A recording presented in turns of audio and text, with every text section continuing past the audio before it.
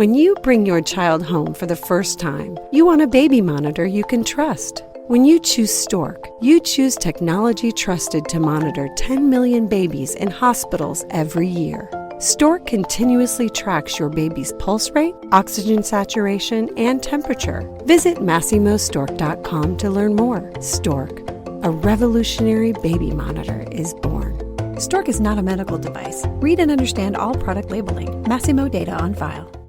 Moms and dads, I bet you can relate to this email. Kirk, my son is just like the kids you described in your podcast. He comes home feeling defeated after school, feeling like he isn't smart. But I got him Crunch Labs and he loves it. Building the new toy and watching Mark Rober makes him feel smart. And then he explains, talking a million miles a minute, like our kids do, all the cool science facts he's learned. It's like I get my real kid back when he's building his Crunch Labs toy. And that is exactly why I was so psyched when my niece first told me how her son loves Crunch Lab. Confession, this is the one sponsor I wanted more than any other because it's such a perfect fit for our kids. So go to crunchlabs.com/calm and you'll see why. Crunch Labs is a STEM monthly subscription build box for kids. Your kids get a really fun toy in the mail every month. And what kid doesn't love that? And then they put it together by watching a step-by-step video from former NASA engineer Mark Rober, where he teaches all the cool physics that make the toy work. Mark's passion is helping kids think like engineers. And this helps your kids develop resilience and problem-solving skills while having a ton of fun. Get your kids something they will actually love, use, and look forward to getting all throughout the coming year. Build your child's confidence now. Visit crunchlabs.com/calm and get your kids Crunch Labs today. It is really hard to raise a strong-willed child. And when you throw in the fact that many of us had a traumatic childhood, our own experience with trauma from our own parents, man, that makes it infinitely more difficult. So I want to go through that. I posted this on Facebook a couple weeks ago, and I thought it was fairly straightforward. I said, hey, here's what I want you to do. Resign from your job. Give yourself a pink slip from this burdensome job you have carried for 30, 40, 50 years, the job of trying to make sure everybody is happy and successful. It is not my job to make my kids or spouse happy. It is not my job to control other people's emotions. It is not my job to fix other people. And a really good mom replied and said, the amount of distress I felt just in reading that is startling to me. I'm sure this is childhood related and the need to try to help manage strife. And I agree. I'm sure it's related to childhood wounds. And in this episode of the Calm Parenting Podcast, I want to help you work through some of this childhood trauma. And in a follow-up episode, I want us to get to a place where you and your child's emotions and happiness are not entangled so that you can be free from this. So welcome, this is Kirk Martin, founder of Celebrate Calm. You can find us at Celebrate Calm. If you need anything, reach out to us. Just email Casey, C-A-S-E-Y, at celebratecalm.com. Tell us what you're struggling with, and we will wrestle through this with you. It's our mission, and we love doing that. And if you need help with anything, just reach out to Casey. So you've got some dysfunction, you've got trauma from your childhood, right? And we all have dysfunction, right? I hate when people are like, oh, I had a dysfunctional childhood. Who didn't? We all had that. I'm not dismissing it, but it's human nature. We're all very broken, flawed, dysfunctional people. But some people had a little bit more trauma than, say, others. And what happens is it hardwires into your brain, into your heart, your emotions, these survival instincts and these patterns of thinking and behavior that continue to play out in all of your relationships, right? So some of you learn that to get your parents' approval, you needed to be the good, compliant child. Or as one mom told me, I just had to be slightly better than my sister. Isn't it fascinating that even as little kids, we learn how to do these things intuitively because we're just responding to it. We just have to have our needs met, and so we do that. Some of you became that compliant people pleaser who gets taken advantage of. If you're a woman, you probably grew up and married a controlling man. Or maybe some of you had an alcoholic parent. or maybe a parent who was explosive. So you became responsible for holding your family together. You learned to manage everybody's emotions. In fact, you had to. Why? Because these things create homeostasis in your world. They keep you safe and stable and ensure you get your basic needs met. And it's just fascinating how we internalize these things without even knowing from a very young age. And these qualities do serve us well as children, just not as adults. So then what happens? We all grow up, right? You grow up and you meet your perfect trauma match. It's kind of what I call it, your trauma match. You discover that your husband is, shocker, just like your dad, right? Smart guy with an explosive temper. Well, why would anybody do this? Well, because this girl, I just take it out of being you, this girl, she was comfortable spending the first 20 years of her life managing her dad's emotions. She knew exactly what to expect. She knew how to manage and navigate that. So then she meets another really intelligent guy with an explosive temper. Perfect. I know how to navigate those waters. I've got my role. This is comfortable to me. And as it turns out, this guy's mother, maybe she was kind of that old school kind of emotional punching bag back in the day, because that's what we did to women. And we still do it, actually. We still do it, unfortunately. Right? This mother was the emotional punching bag who knew how to calm the waters at home.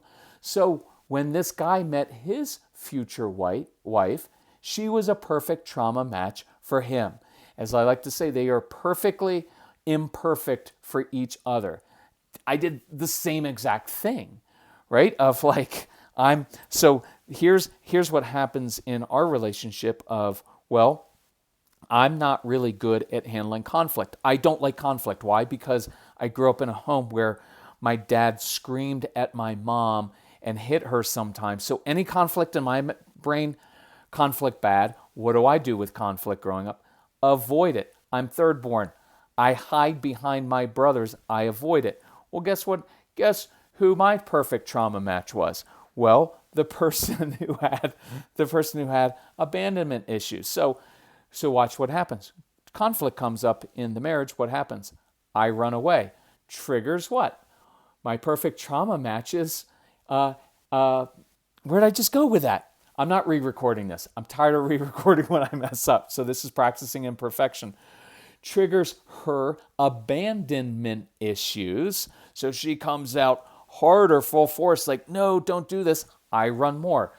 We all do these things. So, and if you look at your life, you'll see some similarities. Your spouse, your friends treat you the same way because this is the way that you have modeled and told them to treat you for your whole life. You're no guilt in this. I don't do guilt, blame, but I also don't do excuses because I want to work on these dynamics to change them, because otherwise these generational patterns will repeat themselves and you pass them down to your kids and their kids, and we don't want that. So look, I can't go through 5 years of therapy in a podcast, but I want to try to go through a couple things that you can do that I've found helpful in working with people to hopefully make some progress. So let's deal with that part. How do we break those generational patterns? Now, quick side note, for those of you who are dealing with abuse from a religious parent, from a church leader, I'm addressing these issues in a lot of detail on a separate podcast. It's called The Alternative Christian. You go to thealternativechristian.com and you may find it really helpful. So let's talk about reconciling some of these things from our childhood. And I'll give a caveat. Please hear this the right way. I want to get to the root of these things. I want to spend appropriate time. It can take years to do this. At the same time, I encourage you to watch. I'm not a big fan of endless navel gazing and spending eons of therapy time delving into every single thing in the past or a childhood and getting kind of trapped and stuck there, because you can end up creating a needy relationship with the therapist, right? And I don't want to shortcut the process or rush it either, but do be cognizant of whether you're making progress. Or sometimes here's what happens. Because this work is so hard emotionally, you end up putting off the hard emotional work because it's a little bit easier and more satisfying just to keep talking about what they did to you. and having someone validate you endlessly. I will validate you. Email me. I'll validate how painful this is. It is horribly difficult. But I just don't want I don't want us to identify with what happened before so that becomes kind of our identity. And I don't want that victim mentality to persist forever, right? It happens, becomes more comfortable to do this. And so just be aware of that. So here's what I encourage you to do with in this particular podcast. Here's the focus. Let's choose one pattern from your childhood. And then first thing I want to do is define, how did this trait serve you as a child? So I'll share mine. When I was a child, I hid behind my two older brothers and learned not to speak up because that kept me safe from my father's wrath and abuse. That was smart. It served me well as a child because I didn't experience the same abuse my brothers did.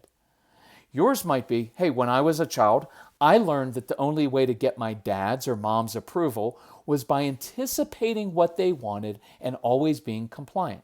That served me well as a child because it meant and it guaranteed that I received some of my parents' limited emotional affection and resources. It was good for you. You were smart doing that. When I was a child, I learned to be overly responsible and take control of situations because my father or my mother was an alcoholic. This served me well because it allowed me to create order and stability amidst chaos. See, I like this kind of dialogue because it removes any blame or guilt for things you did, for your childhood patterns that you learned. These were good things. They served you well. It's almost like going into your inner child and saying, hey, you did a really good job. I'm proud of you because you were a 5 or 6 or 2 or 7-year-old child and you learned that this situation, forgive me for the language, was all effed up. And as a little kid, you intuitively learned, hey, when I do this and take care of this situation, at least I'm safe and I can manage this. Kudos to you, little kid. Kudos to you, little version of me. This helped me. I know the first time I did this, I was like, this sounds so stupid. But I found it was really helpful to go into that part of me and say, you know what? I'm proud of you. You did a good job. You hid. And by the way, I'll tell you the upshot of some of this. For those of you who became overly responsible, I can guess what your job is. Many of you became nurses. You are fantastic because what does a nurse do? A nurse can handle any situation for other people, right? And you can spring into action and you're used to that and all that chaos that surrounds you in the emergency room or people coming in sick, and you develop that caretaker pattern, or you're a social worker or someone in the helping field, helping others. It served you well. You're fantastic. When I go in and I hope, thankfully, knock on wood, it doesn't happen that often, but when I need help from a nurse, man, I look at them and I'm like, I'm glad this childhood served you well. You take really good care of me and nothing phases you. Now, the downside is you don't take good care of yourself. And that's another one of your challenges is you're really good at being a caretaker for everybody else, but you don't take very good care of yourself. And that will be one of your action steps, is to learn to take care of yourself, not just other people. Otherwise, that just leads, you'll be burned out. You will be resentful because you do everything for everybody else, and you'll notice that other people take advantage of you. But you learned that as a child, and that served you well. Me, I learned how to hide. Guess what I learned how to do? I learned how to listen and be hyper aware of my surroundings. Why? Because when my dad came home from work, I could tell by the way that he slammed the door of his Chevy Impala company car. I could tell what kind of mood he was in, and I could anticipate, is this the night that he's going to come in and start screaming at my mother, and then she's going to scream in a shrill voice, and it's going to terrify me, and I'm going to run to my room and hide from it? And I got very good at listening and noticing little patterns. Guess what I do in my everyday work now? That's one thing I'm really good at, because I can listen to couples when we're doing phone consultations. I can hear it in the tone of voice. I got very good at noticing little things in kids. That's why we have these camps at our house working with strong-willed kids and kids on the spectrum. I could feel and hear things in little tiny signals from them. It served me well. Well, it ends up not serving you well in your adult relationships. So we do that language. Hey, this served me well as a child. But then your tone pivots. But now I'm a grown man and I don't have to hide anymore. I can speak up without fear of being hit or yelled at. See the tone change? When I was a little child, this served me well. I'm glad I did this. But now I'm a grown adult. But now I'm a grown woman and I'm worthy of affection from my spouse, kids, and others. But now I am a grown woman. I'm an adult. And I don't need to control everything around me. I am free from that burden. If your faith is important to you, you can add something of like, no, God takes care of me. I'm good. Right? And so you do that pivot of, hey, when I was a little girl, I learned how to take care of everybody else and manage everybody else's emotions. And that was really smart of me. But now I'm a grown woman and I don't have to run interference for everybody. I don't have to manage everybody's emotions. Now, we'll get to it in a separate podcast. Here's the dynamic that happened. You ended up growing up and you married that guy who has the temper, and now you are running interference, right? So strong-willed child's acting up and you go into overdrive. Here's where the trauma happens. Now you're like, uh-oh, my strong-willed child is getting upset, and I also married a man who can't control his emotions just like my dad couldn't. And so when my husband hears my son doing that, my husband starts to go into overdrive with his thing and starts yelling at the child, and now you're 7 again. And it almost made me cry when I said that. You're 7 again. And now it's like, and I almost wanted to swear there of like, like you're 7. And it's like, I've got this dad who's screaming and yelling, who's raging because he's an alcoholic. And now as a little kid, I've got to jump in and make everything better for my family. And here you are 30 years later doing the exact same thing. But now it's your husband. That's a hard place to be. And I try to address this with your husbands. And so we'll do that in a separate one, but that's where you have to break that pattern. And you're going to have to speak up to your husband. And I'm trying to do that in some of the recent podcasts of teaching how to do that. In fact, I just recorded one. For those of you who are listening to this, it is, hold on just a second, because this is important. It's a podcast called Tough Talks with Men, something like 3 Tough Talks with Men to Have. And I go through this. And so I encourage you to listen to this. I didn't plan on saying that, but I appreciate you giving me the freedom to kind of roll with this a little bit and see where kind of all of this takes us. It's heavy stuff, right? It's really hard. So if you need to stop right now and just process this, do it. And then come back to the next part later. That's completely okay. So here's the second part. Actively practice new behaviors. Start small. I want you to make it doable. I don't want you to take on too much. I'm breaking all these generational patterns today, right? Stretch yourself with discomfort, but I don't want you to suffer, right? So get a success, repeat it again. Slowly change these patterns and create healthy ones. By the way, that thing that I was just talking about with the husbands, look, go see a therapist, do someone else. You don't have to talk to me. But it is something I'm doing on phone consultations where a couple moms recently just did this of like, can I get my husband to talk to you? I was like, yeah, sign up for a couple consultations. I will talk to your husband. I will be blunt. I'll be straightforward. I'll be honest, but I'll also be very practical and work with him to break those patterns because we don't know we're doing these things, right? You're flawed. Your husband is flawed. And we just grew up with this stuff and it's really hard work, but it's important work and I want to do it. So let's start working on some things. Here are a few examples. So for me, When someone asks, you know what happens? When someone asks me a question about myself, you know what I usually do? I deflect. I'll turn it around and I'll ask them a question. Why? I don't always like talking about myself. You know why? Because I kind of learned that when I was a child. And so when someone asks me a question about myself, instead of deflecting, I share my experiences or I share my opinion. That's something I've had to learn how to do.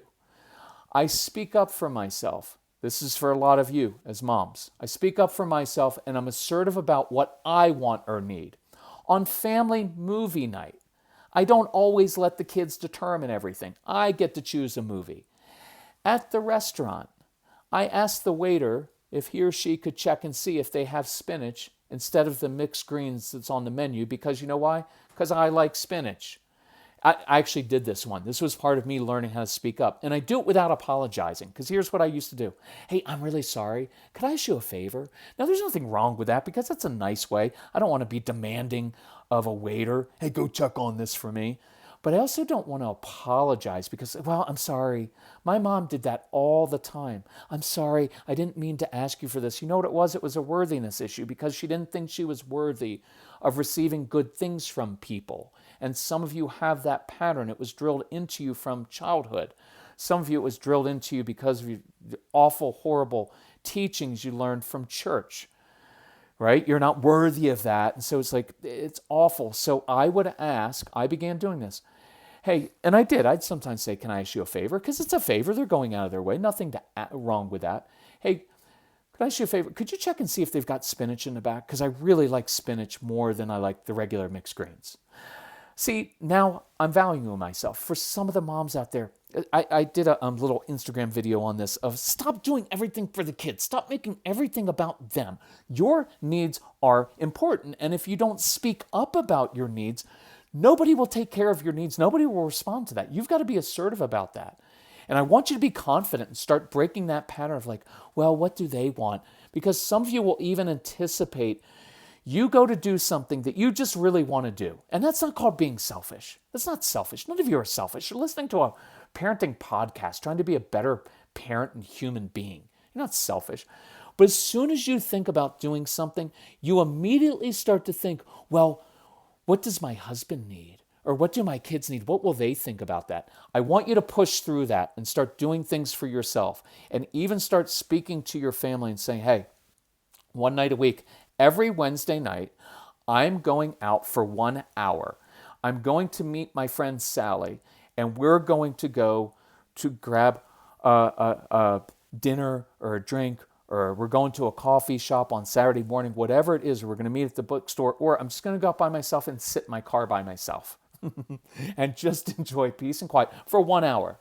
And I expect that you all can figure out dinner time and bedtime. Hubby, one night a week, I want that time. Whatever it is, and do it. Because in the course of doing it, you're valuing yourself. Other people will not respect you because you don't respect your own time and your own needs. It's called demonstrating self-respect, that my needs are important. Here's another. I expect affection from my family even when I'm not perfect. I practice doing one thing imperfectly today. Leaving 2 dirty dishes in the sink overnight. Yeah, I'm going to be a rebel. I'm going to be bad and do something imperfect. And I still know that even though I'm imperfect, I'm worthy of being loved. I walk into a room. I see something or I see a situation that needs to be fixed. But then I sit down and I purposefully do not fix that situation. And I purposefully do not carry that burden. You know how we get together with we do these like family get-togethers? How many of you like to go in and you try to manage it and make sure that everything goes okay and the food is perfect and you've got all the nice linens and all the nice gifts and everything, you want it to be perfect? I want you to let go of that. Let someone else at the family get-together, let them handle it. I guarantee you've got an in-law that's a control freak. Let them do it. And you sit back and enjoy the imperfection that event didn't go perfectly. Get comfortable with that. Purposefully do these things. I know this sounds simplistic, but I like simple because otherwise we get up in confusing, overwhelming dialogues within ourselves and nothing changes. I'll give you one more to try. So remember, we're going to identify with ourselves as kids, let ourselves off the hook, right? When I was a kid, that served me well. And I'm proud of that. That little kid inside of me, I'm proud of you. Like, you did a good job. But now I'm a grown adult. I don't have to do that anymore. And I'm going to practice one simple step this week of doing something different than I've always done to break that pattern. And the third thing is a shortcut of that, of something I really like. I go through this process in detail, and if you have the 30 Days to Calm program, go through it, because we identify triggers, then we go get mastery over that trigger so it doesn't control our reactions. So go through that, write down your goals, go through the workbook there. So here's the shortcut. Begin doing the opposite of what you would normally do.